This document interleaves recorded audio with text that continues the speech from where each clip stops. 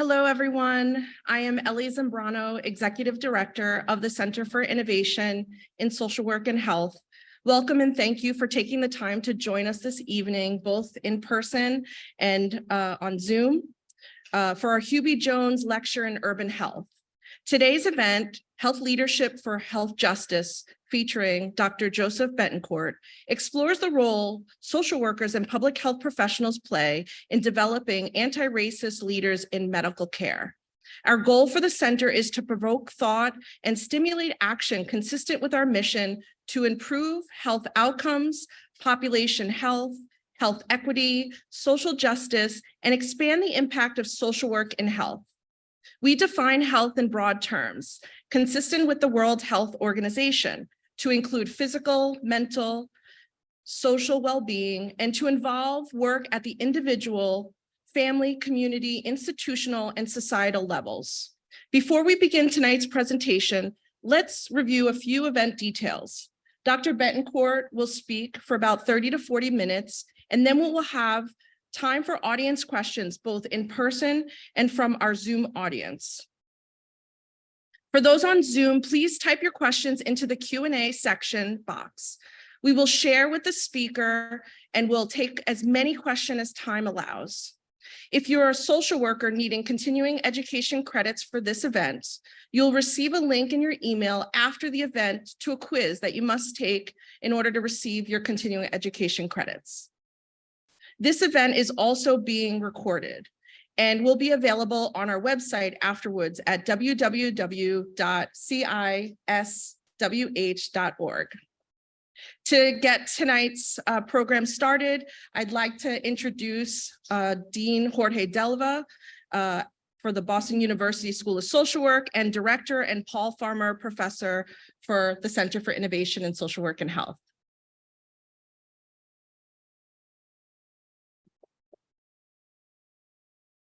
Thank you, Ellie. Buenas tardes. Thank you, everyone, for joining us today for today's event. This annual symposium is focused on examining vexing health issues, featuring national and international leaders working at the intersection of health and social justice. The lecture series was established in 2012 by an anonymous donor to honor the vision of Hubie Jones, Dean Emeritus of the School of Social Work from 1977 to 1993. I'd like to say hello to Hubie, who is here with us virtually. Hubie has helped shape Boston's civic landscape for over 45 years, playing an integral role in community organizations throughout Boston and within the city's African-American population. Dr. Joseph Betancourt is president of the Commonwealth Fund, a private foundation promoting a high-performing, equitable healthcare system that achieves better access, improves quality, and greater efficiency, particularly for people of color, people with low income, and those who are uninsured. One of the nation's preeminent leaders in healthcare, equity, quality, and community health, Dr. Betancourt formerly served as a senior vice president for equity and community health at Massachusetts General Hospital, overseeing the organization's diversity, equity, inclusion, and community health portfolio, including its Centers for Diversity and Inclusion, Disparities Solutions Center, Center for Community Health Improvement, and centers focused on gun violence prevention, community health innovation, immigrant health, and global health. He is an associate professor of medicine at Harvard Medical School and a board-certified internist focusing on Spanish-speaking and minority populations. He earned his MD from the University of Medicine and Dentistry of New Jersey and completed an internal medicine residency at New York Hospital Cornell Medical Center. Following his residency, he was a member of one of the first classes in the Commonwealth Fund Harvard University Fellowship in Minority Health Policy, where he earned an MPH. Please welcome Dr. Joseph Betancourt.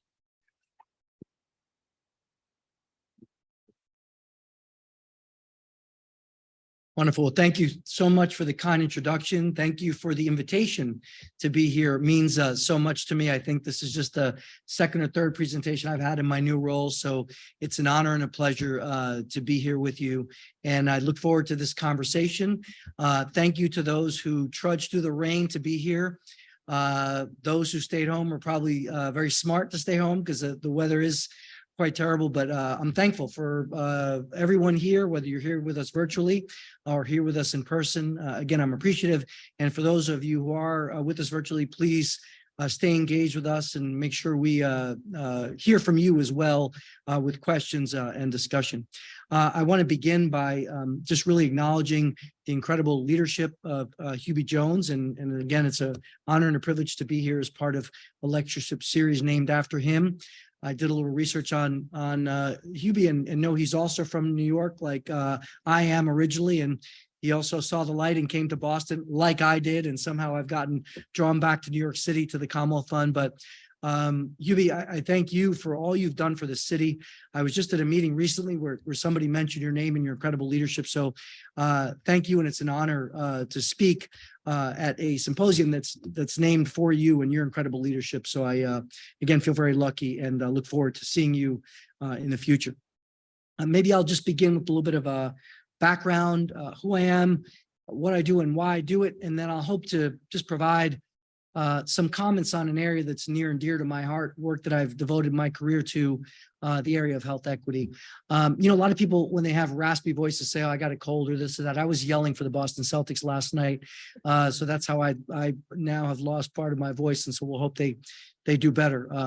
But I will make it through today. I'm really excited. So just a couple of things about what I do. I'm now president of the Commonwealth Fund. I'll tell you more about the Commonwealth Fund as we get a little bit later into the presentation. I have the honor and privilege of being the 8th president of a 105-year-old foundation that's based in New York that really has a national and to some degree international set of activities. And so we are focused on affordable, high quality, equitable healthcare for everyone. And so this opportunity is a dream come true. It's especially a dream come true. I was born just 30 blocks north of the Commonwealth Fund main office on 75th and 5th Avenue. Commonwealth Fund gave me my first chance as a Commonwealth Fund Fellow in Minority Health Policy in 1997, and I got several grants from them in the early 2000s. So to be able to come full circle, and most importantly, I think for me, be able to assume the presidency after David Blumenthal, who was the prior president who actually recruited me to MGH in the first place, is a lot of poetic justice, but I just feel incredibly privileged, and I'm excited about our future. And I hope to tell you a bit about what we do and what we hope to do here, particularly in the health equity space. I am previously a healthcare administrator, really led Mass General's work on equity and community health. Very proud of that. And you'll hear kind of that weaved into my conversation today. This has been a lifelong, career-long pursuit. And so I'll get a chance to speak from my experiences in that perch and then tell you a bit about, again, what we might do in the area of philanthropy in this space. By way of background, I'm originally from New York City, more originally from Puerto Rico. A lot of the social influencers that we'll talk about are things that I didn't read about in books. They're things that I experienced with my family, immigrants from Puerto Rico in the late 50s, not a family who had a chance to benefit from higher education. So I've been through a lot of their sacrifice, been able to blaze some trails and honor their sacrifices, and have always been deeply committed to what I saw my family deeply involved in, which was community organizing, really doing work to care for our neighbors, and really trying to parlay a career in healthcare that made sure that we as a nation could deliver high quality care to anyone we saw, no matter who they are or where they're from. And then we could also think about how we promote wellness for communities across our country and quite frankly, across the globe. And so I've had, the great fortune of being a primary care doctor as well, where I still see patients here in Boston and go between back and forth between Boston and New York. But to me, that's, I think, one of the biggest privileges to care for people on a day-to-day basis. And I will say that I feel kind of almost like an honorary social worker. My sister is a graduate of the Fordham School of Social Work. And so she and I commiserate a lot about the incredible work that this profession does and how integral it is, and how so many people have caught up to you, to be quite frank, as we think about everything that we're doing around wellness and healthcare. And I'm always fascinated how many people kind of rediscover fire when they talk about, hey, food is important. The environment is important. Hey, people being able to pay their heating bills are important. All things that I think many pioneers in the field of social services and social work have been talking about for years, understanding that really there is no health without the social context. And so I was mentored many times over the years by people and incredible partners in your discipline. So I'm thankful for that, and have hoped to really learned a lot and tried to deploy everything I learned humbly in the work that I do. So let me just provide a bit of an overview of what I hope to cover in the brief time I have here with you. And I'll just say that my career has been devoted to health equity. And, I'm pleased to say that my journey around this began, in the late 1990s. And I'm thrilled to say that now a lot more people are talking about health equity, and that, we could say racism in rooms where before we couldn't say them, and we can be, I think, a lot more transparent.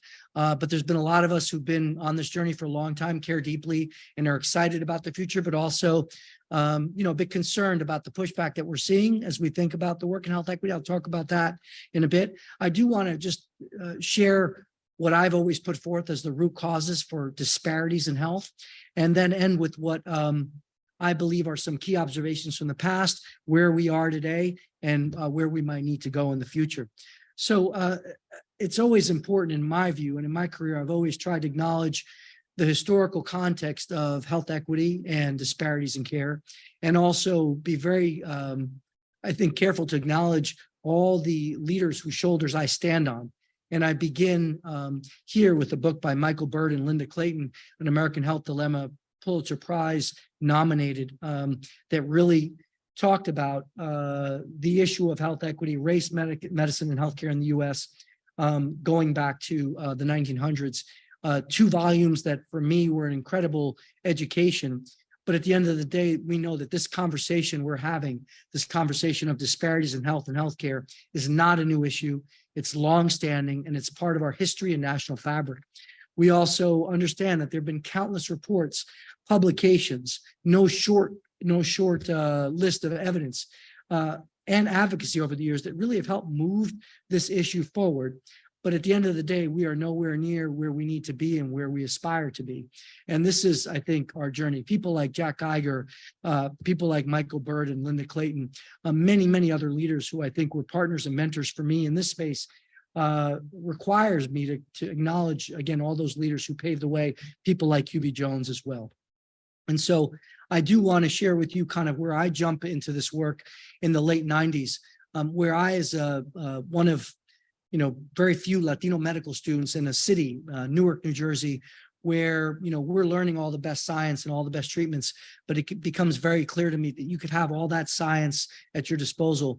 But if people's time horizon outside your door is just surviving for the next week, and they're worried about putting food on the table, or their environment, or, a whole series of, social, very powerful influencers and drivers of health, that all that science is worth nothing unless we're able to address that community context. And as someone who had that lived experience and was able to kind of at least speak another language, I found it really a moral responsibility for me to chart a path to help more than just individual patients, but think about communities around the nation, and really got very interested in public health at that point. And I think what I began to see at that time was what we then in the late 90s called minority health disparities, these reports that fundamentally showed what I share with you here in 2021. I'll share with you just one of our nation's largest killers, diabetes.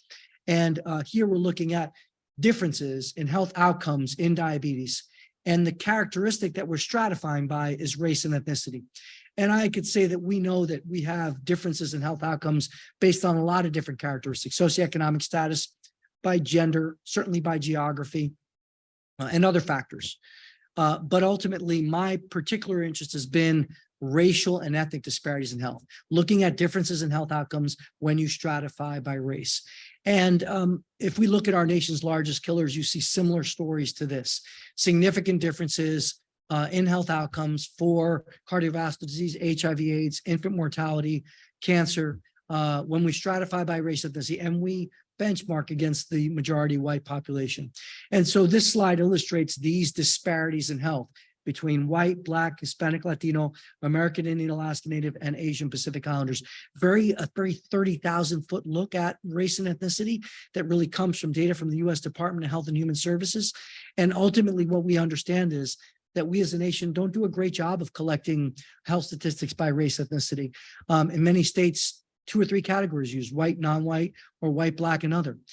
So we do know, I think, the evidence, particularly on white, Black disparities, is very, very robust, but we are learning more about disparities for other populations. We also acknowledge that there's a lot of diversity within each one of these bars. And so ultimately we have one bar that represents the Black population, but certainly within that context, we see individuals who are African-American who've been here for generations, individuals from the African continent who are recent immigrants, or individuals from the Caribbean of African descent.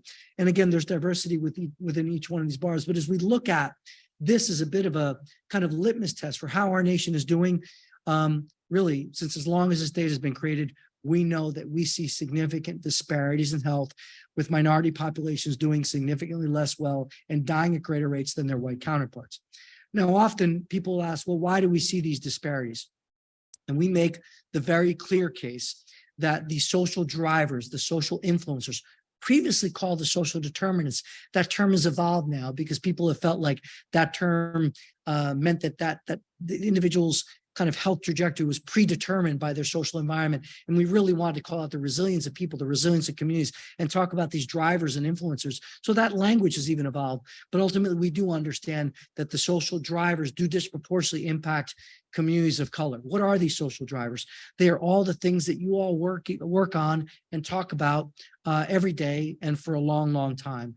They include things like safety and violence and transportation, access to education and housing, food availability, living wage, exposure to environmental toxins, air and water quality, being able to pay your utility bills. These are the social drivers that play a very large role in the health disparities that we see. I often see patients with diabetes in my practice. Certainly, I have great meds to treat them, but if they go back to their home and live in a community where it's not safe to exercise, they don't have the resources to go to a gym, if they even understand kind of the idea of a gym and kind of, exercise, they work 2 jobs. We advise them to eat fresh fruits and vegetables, but in their communities, could be a food desert where these fresh fruits and vegetables not only are less frequent, but they cost more when they are available. We understand that these social drivers are incredibly important. And I think our nation has caught up with this discussion in ways that are very meaningful. And we've begun to talk literally about this idea that your zip code is a better predictor of your health than your genetic code. And we have countless maps. This is one of DC. We have one here that compares Mattapan with the Back Bay, where you see very significant differences in life expectancy, depending on where you live in a city. And so ultimately, we can say with clarity that within one context, within one city, we see these big disparities. And what I think is important thing to draw out is these are rarely coincidental. If we look at every one of these maps in cities across the country and urban areas, and then we are careful historians of how these areas, these other side of the tracks were created, we see a long history of very deliberate, mutually reinforcing federal, state, and local policies that have fundamentally contributed to the creation of these drivers of health. So whether it be redlining in mortgage housing and literally not allowing people of color to live in certain communities, whether it be transportation policy, running highways through burgeoning communities of color, whether it be urban planning that doesn't allow for public space, whether it be in a place like New York City, where above 96th Street, taking Manhattan and dividing it north and south, north of 96th Street, the prevalence of asthma among kids is about 8 times higher than it is below 96th Street, clearly mapped to incinerators, diesel bus routes, and filling stations. Whether it be kind of rules around public housing and fathers not being allowed to be in public housing, and whether it's still be something we see today and we've seen in the past, the criminalization of crack cocaine versus powder cocaine and how that's impacted different communities. And still today, how now in certain communities, if you have a substance within the same city, you could be criminalized or taken to rehabilitation. So these factors are ones that are important to acknowledge as we think about the social drivers, and to understand that if we are to be good stewards of eliminating health disparities and addressing health equity, we need to think about policies in our cities and states, and also at the federal level. Now, I've talked about the social drivers as the largest contributor to health disparities. It's important to call out also access to care. No matter who you are, where you're from, if you're underinsured or uninsured, you're going to do less well. And what we do see historically, and you could see here a trend that compares different groups. You see all the uninsurance rate in 2021, about 12.1%. But when we stratify by race and ethnicity, significant differences in those who have health insurance. We in this state are very blessed with our advancements around insurance. And I think, the Affordable Care Act has done, made wonderful progress, but we still see several states with large communities of color that, for example, have not taken advantage of Medicaid expansion, really cutting their nose to spite their face. And those states, particularly in the South, places like Texas, Alabama, Arkansas, tend to have some of the worst health outcomes for communities of color. And so, yes, if we are to do better around disparities, not only do we need to address the social drivers, but we need to address access to care. Our state is a great example of where we've narrowed disparities very significantly as we've really driven towards universal coverage. In addition to the social drivers and access to care, we do understand that healthcare and the quality of care that people receive when they come into the healthcare system is fundamentally and potentially different based on the color of their skin. This work is not new either. And I had the honor and privilege of over 20 years ago now serving on an Institute of Medicine committee, now the National Academies of Medicine, that were asked by Congress to study this particular slice of disparities in healthcare. A committee really charged over 2 years to really create a series of findings and recommendations to answer the question, if two patients with all things equal between them, except for the color of their skin, present to an emergency room with chest pain, will they receive the same quality of care? And research showed time and time again that minorities, people of color, less likely in those same circumstances to receive, be referred for cardiac catheterization, angioplasty, bypass surgery, cardiology specialist care. Two patients, one white, one black, with end-stage renal disease. Black patients significantly less likely to be referred to the renal transplantation list, and interviews showing that it wasn't because they didn't want to be on the list as to why they weren't listed. Countless studies that have demonstrated, including in the pain management space, minorities significantly less likely to get the same amount of pain medication for a similar cancer diagnosis or for a broken bone or broken leg. These disparities are ones that we were asked to study in, from 1999 to 2001, released our report in 2002 and 2003. We called it unequal treatment. We said, yes, social drivers and social influencers matter. Yes, access to care matters. But even if you cover all those bases and people enter in the healthcare system, there is a strong chance that they might receive a different quality of care. We said there's no one solution. There's no one suspect.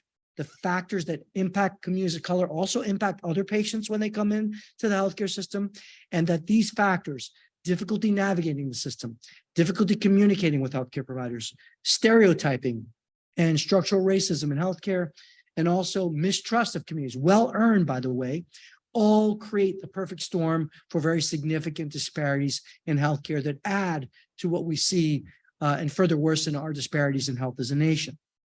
So the IOM talked about a bunch of things that I've spent my career working on, really trying to get hospitals, health systems, health plans to collect data so that we can measure and monitor our performance, engage in improvement strategies that include doing work around diversity among physicians, nurses, social workers, mental health workers, really doing more around bridging language gaps in healthcare, educating providers, educating patients, doing more research, but not just finding more problems, finding solutions. I think we have created, sadly, a bit of a cottage industry of researchers who are just digging into more and more and more problems, where we're encouraging people to please dig into finding promising strategies and solutions to address the disparities we see.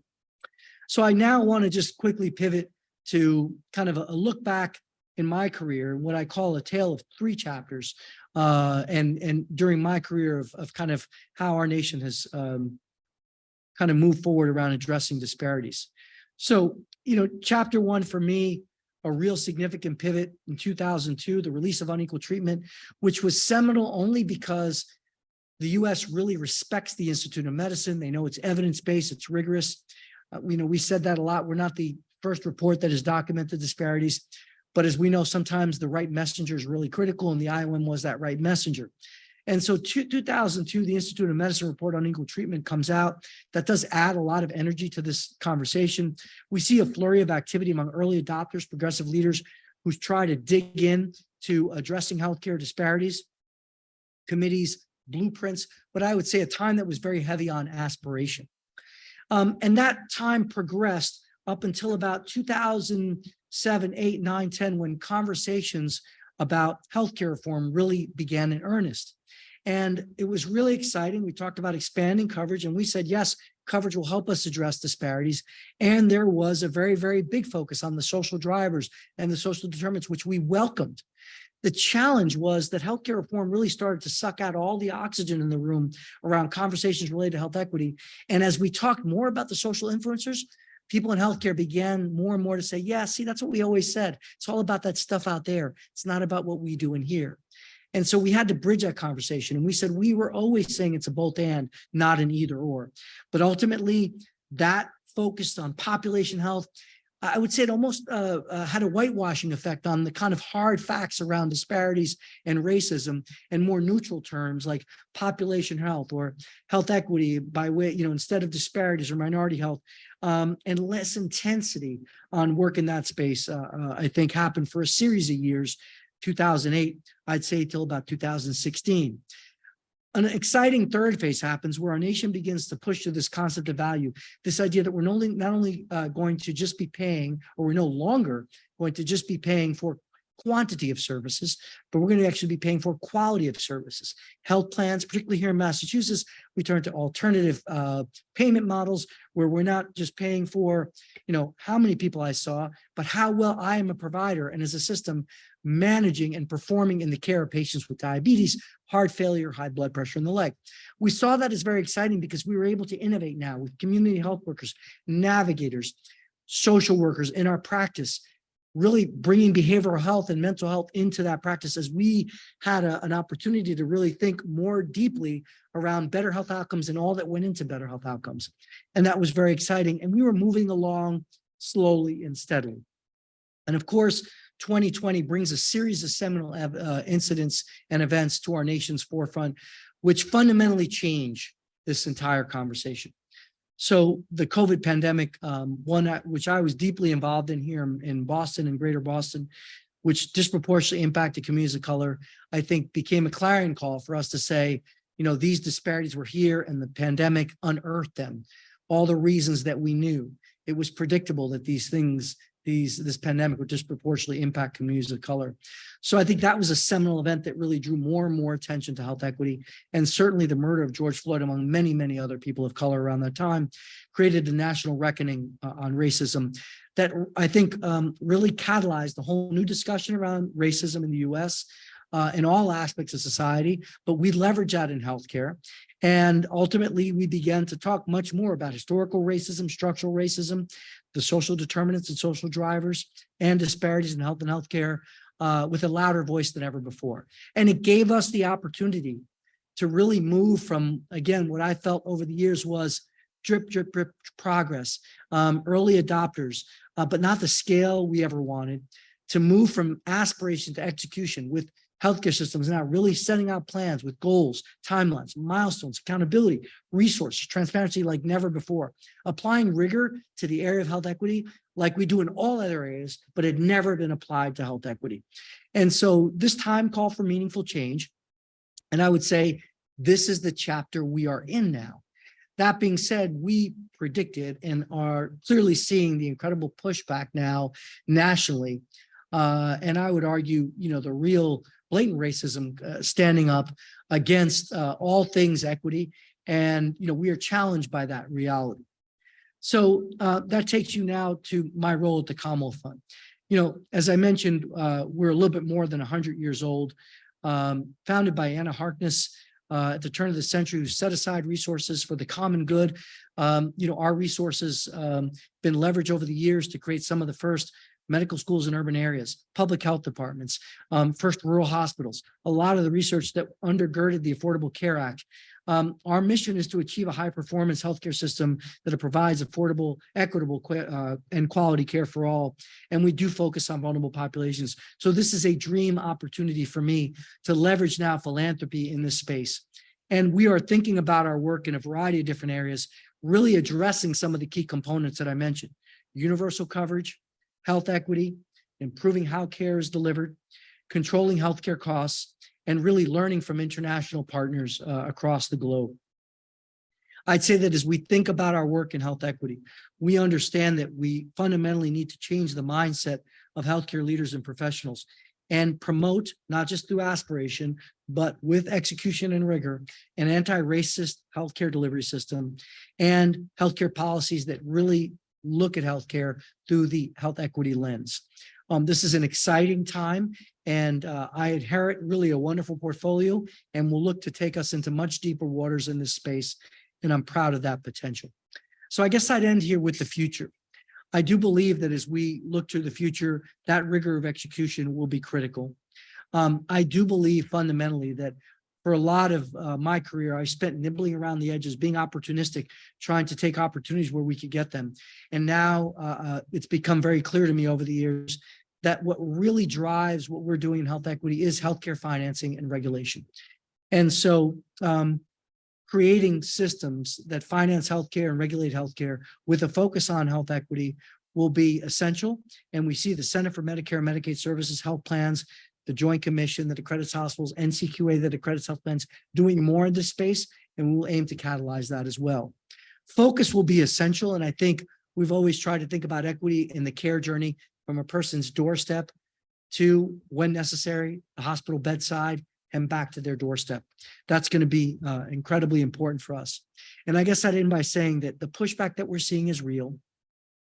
Another major threat that concerns me is the commercialization and what we call the commercial drivers of health, where we do see profit and revenue being put in front of patients. And this will really have an impact on equity and something we need to be really critical of. I think the demoralization of healthcare professionals who feel like their agency, their ability to control their profession, and I mean all healthcare professionals, being stripped of that is creating not just burnout, because we've always worked hard, but a real sense of demoralization that's making burnout much, much worse. And certainly being a lot more attentive to the details. It's been a lot of devil in details, quite frankly, that have created, in addition to deliberate ways, but in very surreptitious ways, the health equity challenges we face today. And it's attention to those details going forward that we hope will take us to a better place. So whereas I believe we've made progress over the last 20 years, it's been selective. And we have not achieved the scale in health equity that we wanted due to what I consider very significant and limited regulatory and financial drivers. The past 3 years have energized this movement, but this can only be sustained if we are advocates, if we do bring our advocacy forward, and if we do think about real integration in all of this work in health and in healthcare every time, every day, and equity everywhere. So I thank you so much for this kind invitation. I look forward to our conversation, look forward to your questions, and happy to take this conversation in so many places. And again, I'm thankful to be here. Thank you.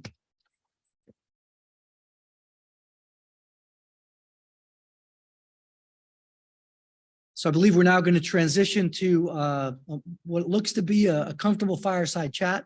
And I'm really excited about that. And so I guess I'm going to turn it over now to you, Ellie, who are going to pivot us into this next place.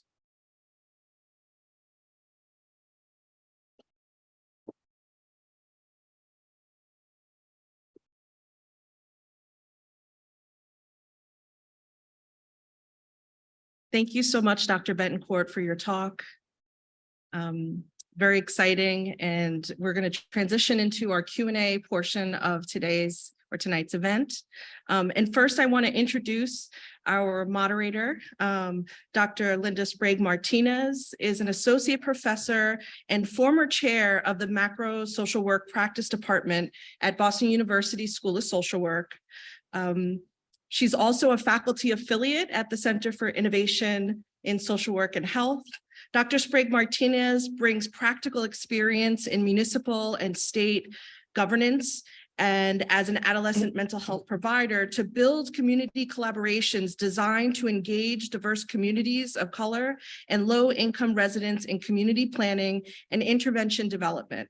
In 2017, Dr. Sprague Martinez was honored by the Boston Housing Authority Center for Community Engagement and Civil Rights Resident Empowerment Coalition for her work in improving housing equity.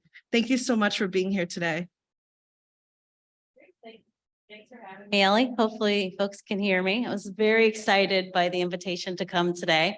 Many of you all don't know this, but I myself, when I worked for the Office of Minority Health 2 decades ago, was inspired by Dr. Betancourt when I saw him at my first ever conference, talking about his work around healthcare disparities, and then later went on to get a PhD. And met with him a couple of times about my dissertation, which felt like it was never going to end. Yeah. But he was always very supportive, and it's exciting to see where he is now. It's very inspiring. So thank you so much for being with us today at the School of Social Work. I'm going to get us started with a couple of questions, and then we'll turn it over to the audience. If you're online, you can put your questions in the chat, and we will be answering them as we go. Jessica's going to help us with that.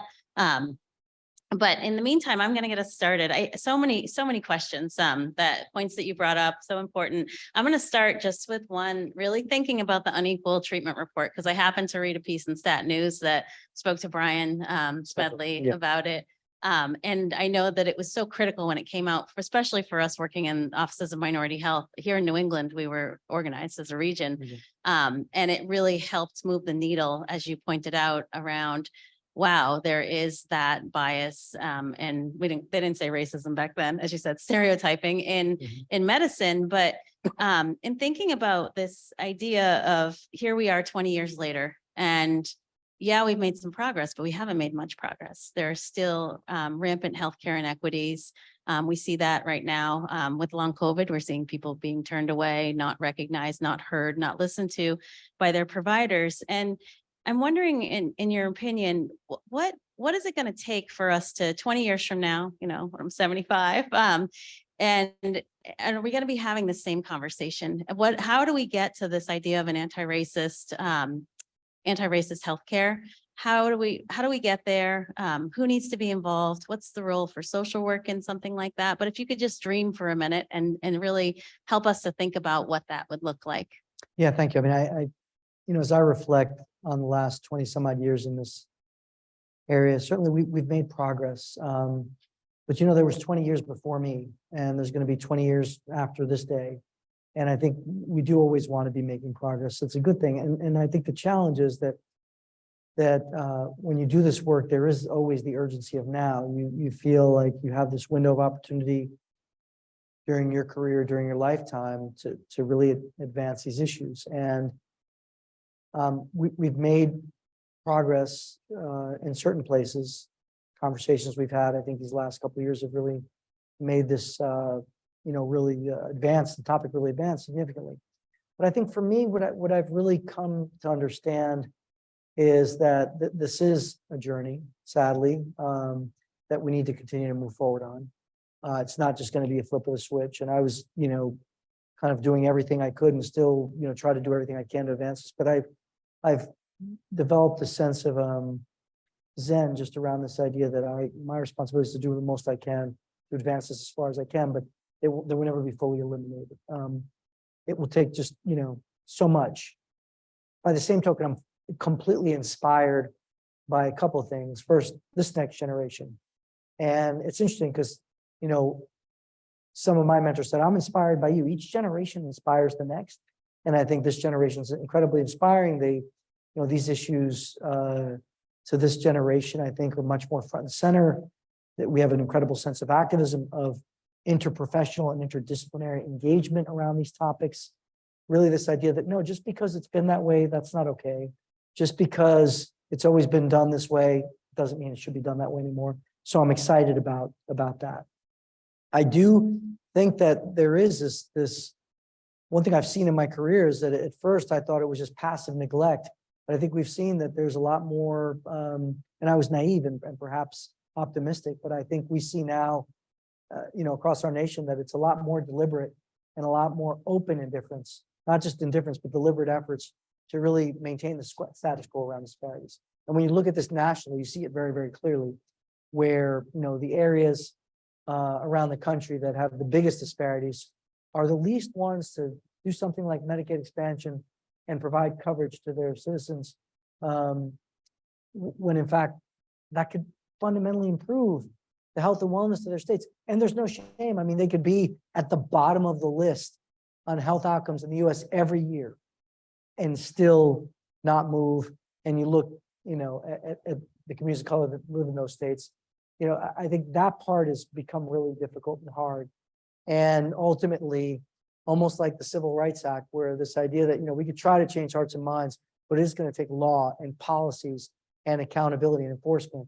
I think that's what it's going to take to fundamentally really ingrain health equity in the US healthcare system, is that financing, that regulation, that accountability, those carrots and sticks that make this from a nice to do to a need to do.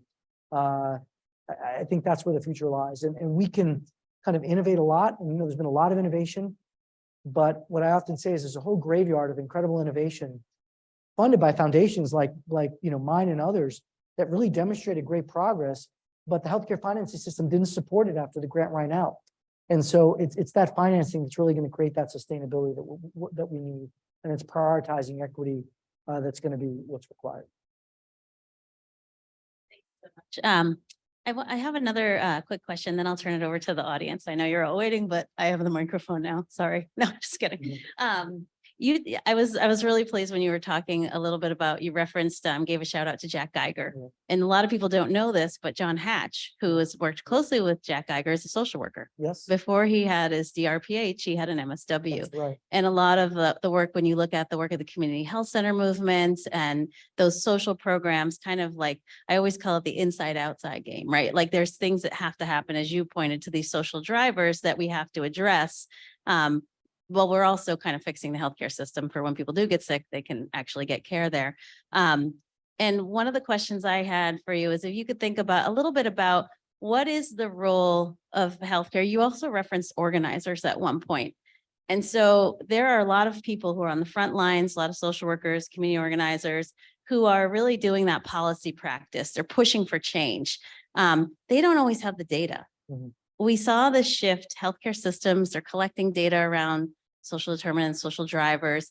How can we get that collaboration going so that we can have an inside outside game to advance equity? Because right now we're not there. There's not a dialogue that's always happening. There's in some places you see it, but how do we get to the point where healthcare systems, the data that's coming in Epic, in the EMR, the factors that are influencing patients' lives that providers are getting, that data gets to organizers so that we could actually, because at the end of the day, providers don't have time to do the organizing. There's no doubt. And you see, I think a lot with social determinants, we're seeing a lot of really amazing, I work with a lot of amazing in general internal medicine doctors, family medicine doctors who want to do the work, want to address the social determinants, but they can't do everything. And so how do we move away from this, I can do it all, to we can do it together?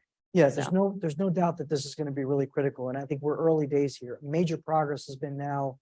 We did a lot of advocacy. The Commonwealth Fund supported a whole group that really pushed forward the measures. Rebecca Oney and her team really pushing forward.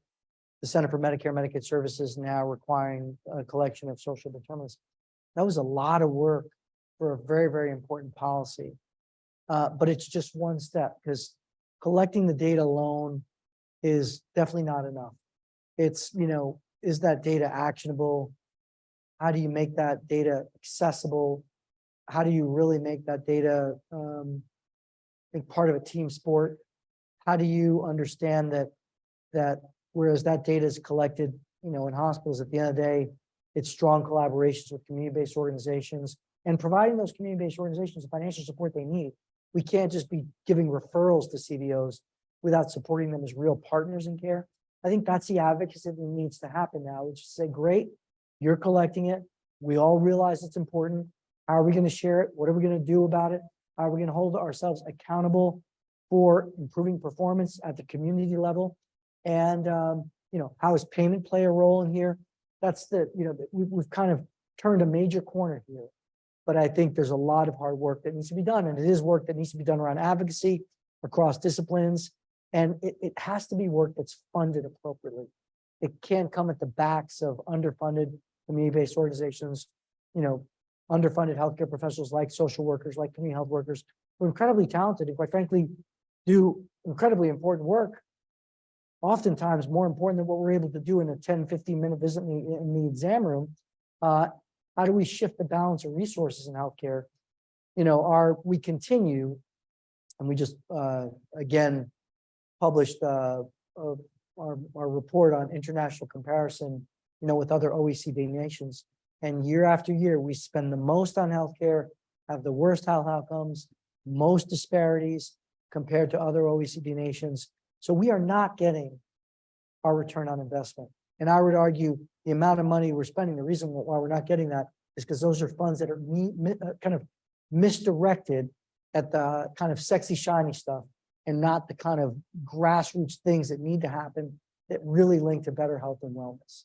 So that's the advocacy that needs to happen.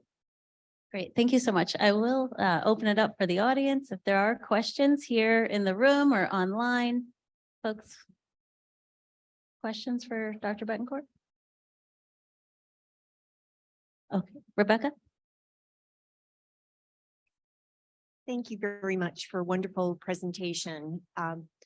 So my name is Rebecca Love. I'm with the Boston University Clinical Translational Science Institute Community Engagement Programs. My question is related to community engagement and how the Commonwealth Fund will prioritize community engagement as an aspect of its funding priorities. And that could be in the form of involving community as partners, as co-investigators, advisory boards, and so forth. So I'd love to hear your vision around community engagement. Yeah, thank you. So, let me begin by saying I understand how important community engagement is and real community engagement. You know, when COVID hit, a lot of people showed up in the community for the first time and said, hey, we're here for vaccines and things like that. And it created, there was a lot of unwelcome guests, meaning that people hadn't been here. People show up when they want to do research, and all of a sudden there was funding to do community work. And so I really want to acknowledge that there is a real science to community engagement, that we again need to honor people who've been doing it for a long time, done it well, who built trust in communities. So as somebody who cares deeply about this, I really believe that you need to provide support to those people, those foundational people, those organizations for whom this isn't just the flavor of the day. And because there's money out there, now community engagement or community-based participatory research becomes the hot topic. I strongly believe that if we are to do meaningful work, it needs to be driven by multiple inputs, of which community inputs, particularly in health equity, are essential. Now, my previous work, that work was critical to me, whether it be multicultural media partnerships, whether it be being in the community in a variety of different ways, showing up, not saying this is what you need, but tell me what you need and how can we help kind of find common ground, building trust, earning trust. There's a lot of key ingredients here. And again, people like Hubie Jones have been breaking ground on this for many, many years and others. So how do we learn from that science? Now, as a foundation, I'd say that we have had several pivots over our history. Early on, we did a lot more direct funding early in our 100 years, did a lot more direct funding of real kind of services. I mentioned rural hospitals, public health departments, and other areas. There was a pivot probably over the last 25 to 30 years to really think about information as a weapon to inform policy and practice. But the target audience was really policy makers. And so the pendulum, I think, has swung a bit more, less from kind of community engagement and driving that voice up to policymakers, and more on kind of analytic papers, cost analyses, and that kind of research. So it's my interest, significant interest, to get to a place where we're more balanced, where we really center the people whose lives we're trying to impact in both our policy strategies. And we understand that if we're trying to change policy, our audience can't just be policymakers. It needs to be people on the ground, people who vote, people who live these disparities, who live these challenges. Because as we've seen with the activism right now, that activism is driving real change. And so I'll be taking a much, I think, a hard look at how we could do much better. It hasn't traditionally in recent history been a major area of focus, but it's one that I think in my tenure, I want to drive us towards it because it's part of my DNA. And I think it has to be a real part of our portfolio and kind of approach to change is kind of engaging that community voice, identifiable lives with data and really meaningful work for real people. Thank you. Thank you so much. Great question, Rebecca. We all know that who interprets the data gets to tell the story and gets to direct the policy. So really important, important topic. Other additional questions from the audience? Or online audience? And Thank you. so people with disabilities are often left out of discussions on health equity because we're seen as a failed health outcome, not a community. How do you see our community fitting into your vital work to address these disparities? Yeah, it's an incredibly timely question for a couple of reasons. So, you know, in my role at Mass General, when I assumed my role as Senior Vice President for Equity and Health, one thing I did was elevate our program on disability. We had one program manager on disability, Zaria Miharsini, someone who I learned so much from. And we doubled and her team, direct team, and then added her to our entire team and made the work around disabilities a key part of our equity and community health team and portfolio. So I was really proud of that. I think it's really essential. There's a lot of intersectionality. This is a community that's often forgotten and people that are often forgotten. And I would say that, you know, our work there really helped elevate that portfolio in my previous work. Now, one of the first things I've done in my new role at the Commonwealth Fund is I've gotten to meet other leaders of philanthropy. Had a chance to sit down with Karen Walker, who leads the Ford Foundation, and learned of a coalition on disability philanthropy that we have now just joined. Commonwealth Fund has joined this coalition. And this coalition really requires a set of commitments, and it includes what you fund, your own build space. It includes things like accessibility of your websites. So there's a whole big checklist now that we are going to be applying to our work, to our funding, to our portfolio. And so, you know, I've been in this role just about 3 months, and that's one of the first things we've signed on to now. I think we just made our first contribution to this. So I will be joining a community of foundation presidents, learning what they're doing, and certainly bringing our resources to this. And I do believe we need to have our own house in order in this regard, you know, making sure that we're fully accessible in everything we do and do much better around funding. So to the person who asked the question, please keep an eye out for what we're going to be doing in this space. Again, it's early on for me and my role and us in this journey at the Commonwealth Fund, but, you know, I've signed on and made a commitment, and this is a commitment we will keep. Dr. Lopez? So buenas noches. Hola, buenas I'm noches. so excited that you're here as well. So as a public health social worker, you mentioned how the chapters and the latest chapters was the pandemic and Floyd, the anti-racism movement. And now we see a post-pandemic time. And during and now, people are using technology, telehealth, innovation in that. And we saw a lot of creativity during the pandemic to make healthcare accessible. Yeah. Yet, there is a huge disparity on who has access to those technologies.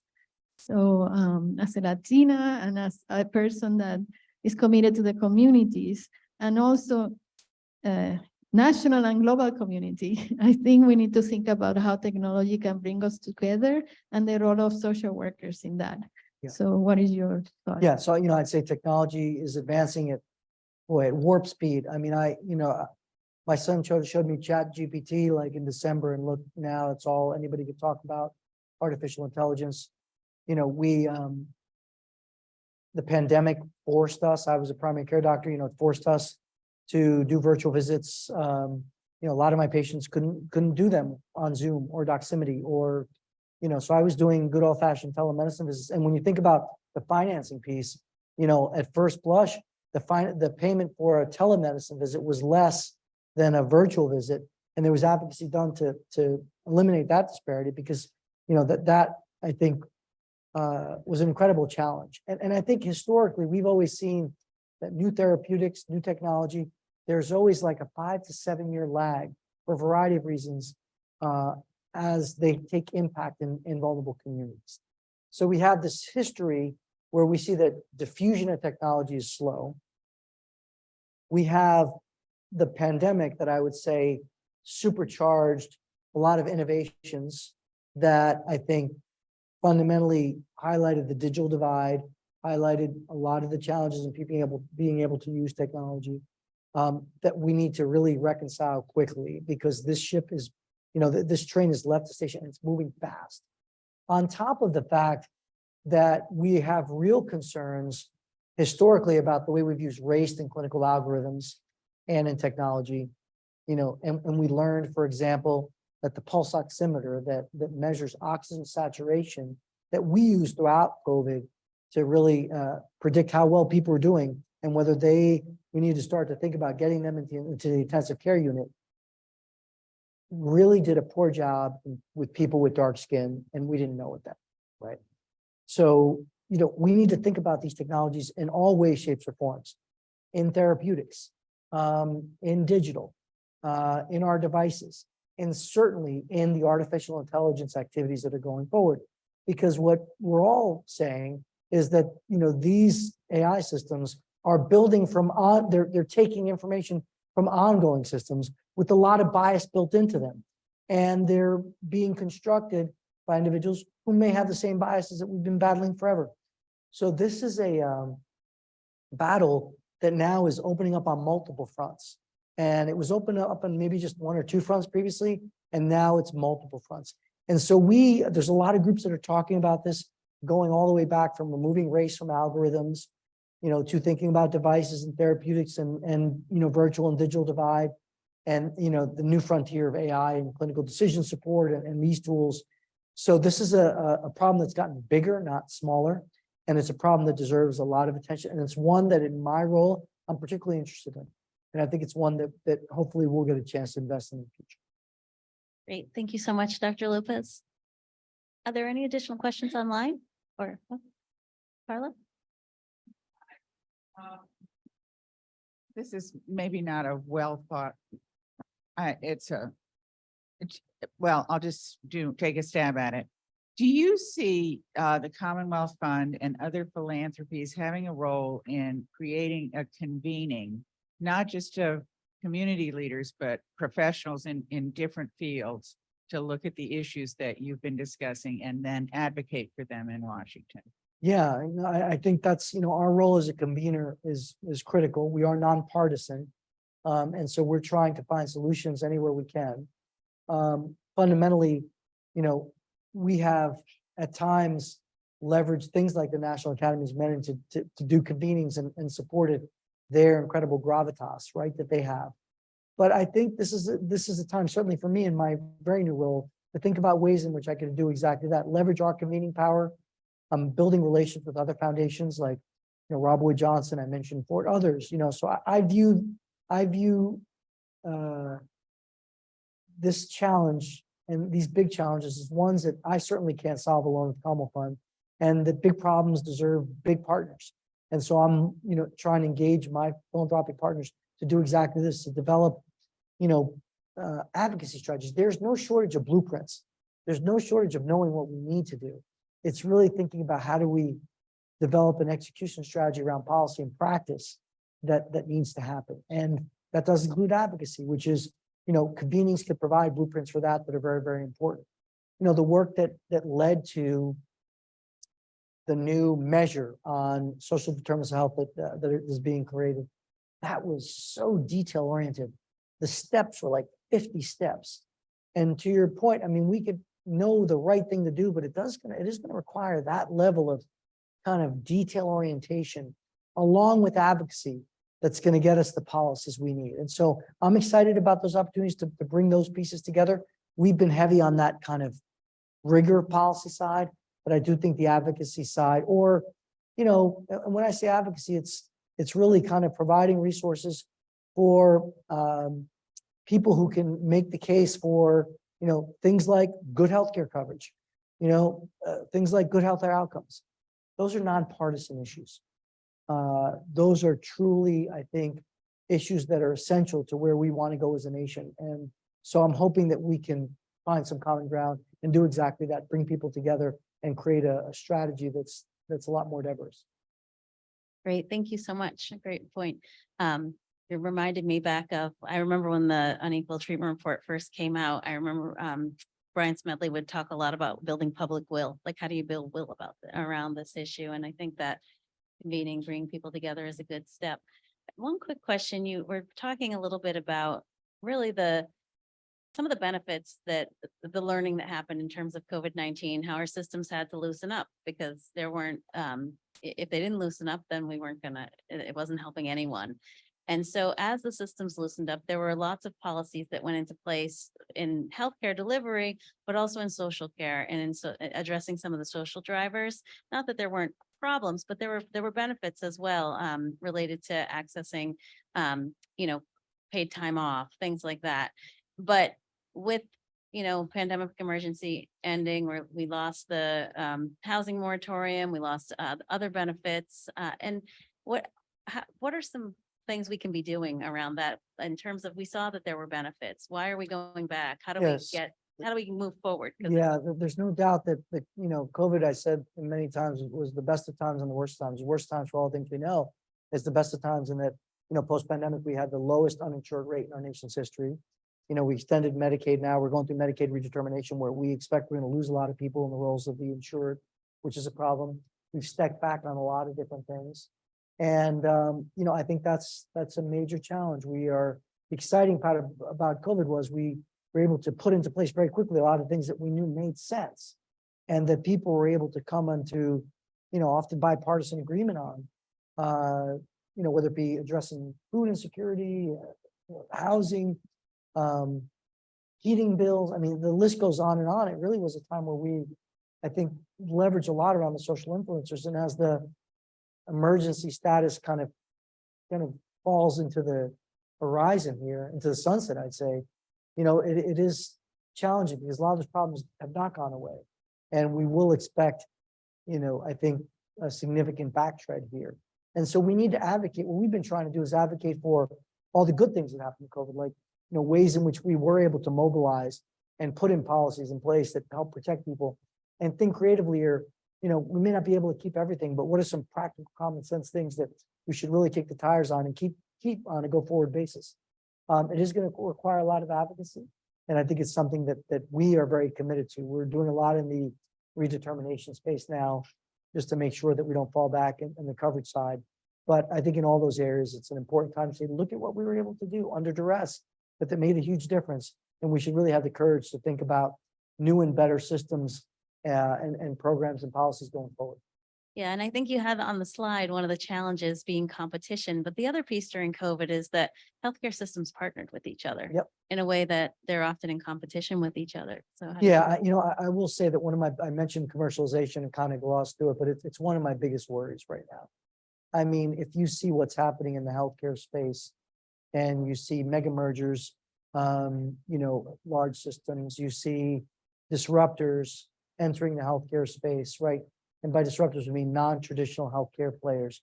A lot of incredible innovation. And in fact, people are betting that the disruptors will actually fundamentally lead to the change that this nation needs around healthcare, which I believe to some degree. Yet I'm really worried that a lot of the disruption focuses on certain markets where reimbursement is higher, where payer mix is better. That is going to exacerbate some of the equity issues that we see. And, whether it be some of the new big players that are entering the space, I think we need to make sure that we're watching this and that we're measuring performance and that we're keeping equity central to all these new efforts, because clearly I think there's going to be a lot of cherry picking and a lot of lemon dropping, and our communities are going to be seen as the lemons. And unless we're kind of careful stewards of this, all this new fancy stuff that's happening in digital and commercialization, and what people have written about called, inappropriate greed in healthcare that we're seeing now, really is going to come at the expense and on the backs of all of them. Thank you. Any other questions? Few questions from our virtual audience. So I just want to thank all of our remote participants for all the great conversation. And I do apologize if we can't get to all of them at this time, but just wanted to express my appreciation. So my next question for you, Dr. Betancourt, what are some tools or resources that you feel are essential for public health workers, social workers, activists, and other advocates for this work? Yeah, my gosh, there's no shortage of great materials out there. Certainly, Commonwealth Fund has a lot of great materials around access to care, health equity, and the like. But I think some of the real seminal pieces, if you want to go back to the 80s, there's the Heckler report on healthcare disparities, which you could see like kind of where some of that came from. You see the IOM report on equal treatment. I think healthy people is a kind of a good thing to track over time. The beauty is today that the ubiquity of information on the web, that you're able to pull out, and there's, I hate to start naming some because then I miss some, but I think you will be able to there's been several really good reports on the business case for health equity that really kind of, try to begin to kind of highlight some of that work. I'd say that we're involved in some important work here called the Health Equity Compact in the state of Massachusetts. That's a group now of 70 some odd leaders. There's health equity legislation in our state house in Massachusetts that people should be familiar with. But I'd say, go to some of the seminal texts in this area, written by, what I call the OGs, the original people who were doing this work. I think look at some of the contemporary leaders in this space and kind of the writings in that area. And, I think there's, again, a zillion papers here. Look at ones that really, I think, push the envelope. There's a lot of papers that just kind of add, yet another finding around the same disparity. Those papers add less value than the ones that say this is a solution we found, or this is a new thing that we found. So I think using that frame of reference for the kind of seminal things that you should be reading will be really helpful. I want to keep my answers short so we can get as many questions as possible. Thank you. Yeah. All right, and this might be our last question. So could you speak to the circular problem of racism in addressing problems of racial inequalities in healthcare? So how do we promote racial equity and equality in healthcare when racism undergirds all processes in our system, whether it's research, practice, health, education, insurance, et cetera? Yeah, we have to call it out and root it out. I mean, I think these last couple of years, you hear a lot more kind of, we're looking at this through an health equity lens or an equity lens, and you have these tools being developed that look at this proportionate impact, look at kind of, how was this policy developed? So there's a whole framework that's evolving to really not only look at a forward facing way, but to look at a lot of our policies, which are built on, as I said, structural racism, across the entire healthcare milieu. It's not a surprise, that we see what we see when healthcare to a large degree is still segregated, by race, quote, payer, still, see disparities in a variety of different areas. So yes, we do see racism across all different actors in healthcare. And, we're either gonna help them, incentivize them, or force them, but some combination of those three need to happen if we're gonna do this for real and do it in earnest. And that is the way we get to a place where we have real structural equity and root out, structural racism in all the different systems, not just in health and health.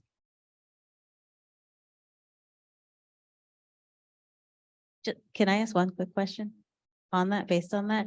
What is the role in terms of how does medical education need to change in order to actually address it as well? Do you see a space for that? I've been involved in medical education for a long time. I think I'd say a couple of things, you teach people a lot of stuff, then they go in the real world, and then it's not valued. And then what you taught them, it's called the informal curriculum, gets undone. And not only do they feel like their time was wasted, but they feel demoralized by that. So it's not just about what we teach people, which is critically important, but it's also about building systems in which they can not only learn what they teach, use what they teach, and see how what they've learned, and use what they've learned, and see how what they've learned really impacts outcomes. And so, you know, I've been involved in kind of new curricular innovations over years, and I think they're important, but it is a three-legged stool. It's not just teaching people, it's important, but it is about people going into a world where they could actually use what they've learned and you know, not be devalued for asking a question about social drivers in the clinical rounds, or not be, you know, subject to hearing things that are microaggressions or otherwise by people, quite frankly, who are evaluating them, or their bosses in certain circumstances. You know, that's where education falls short. So it's not just, we're not going to train our way out of this. Training needs to be part of a biosphere of real system change. And I think when we get to that place, and again, I'm very hopeful with this generation, I think that's when training will really be much more potent.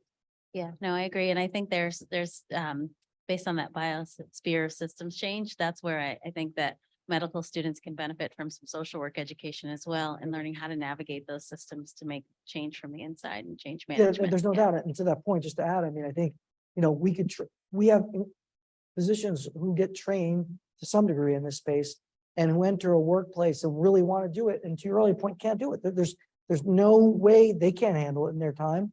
They don't have any people who can handle it on their team. The system isn't financed to support this. So you taught them all this great stuff about the social influencers. You taught them how to communicate effectively across cultures, but they got 5 minutes to see a patient. You know, this isn't supported. So, you know, we cannot do training for training's sake. We need to think about how this all fits in. And look, at the end of the day, I do believe even if the system isn't perfect, we still need to train, because that's how you create advocates as well. So I don't want to say don't train unless the system's perfect. So you do, but we need to be working on all of Yeah, no, agree. Great. Thank you so much. I'm going to Thank turn you. it back over to Ellie now. that. Okay. Right on cue. Excellent. Well, Great. thank you very much, Dr. Betancourt and Dr. Sprague Martinez, for sharing your valuable time and tremendous insights with us tonight. So thank you. Thank you. And thank you for inspiring us with your innovative work. We really appreciate it. We'd also like to extend our thanks to Hubie Jones for joining us this evening virtually. In honor of Hubie Jones' legacy, we encourage friends and family to donate to the Hubie Jones Fund for Urban Social Work Practice. Your support and fund scholarships that help deserving students pursue a MSW degree, as well as research and programs supporting the intersection of social work and health. To make a donation, please visit our website. Before closing this evening, I'd like to take a moment to thank the many people that helped us coordinate tonight's event, marketing and communications team at the Center for Innovation in Social Work and Health, and for their leadership in organizing tonight's event, to Kate DeForest and her development and alumni relations team, and to the entire staff at the Center for Innovation in Social Work and Health. I also want to recognize that tonight is our final event for the semester, and we're looking forward to seeing everyone in the fall. But I would need to also recognize that Dean and Director Jorge Delva is at his final event for us this evening, and without his vision, leadership, and support, none of this would be possible. So I want to take a moment to thank you with everybody here.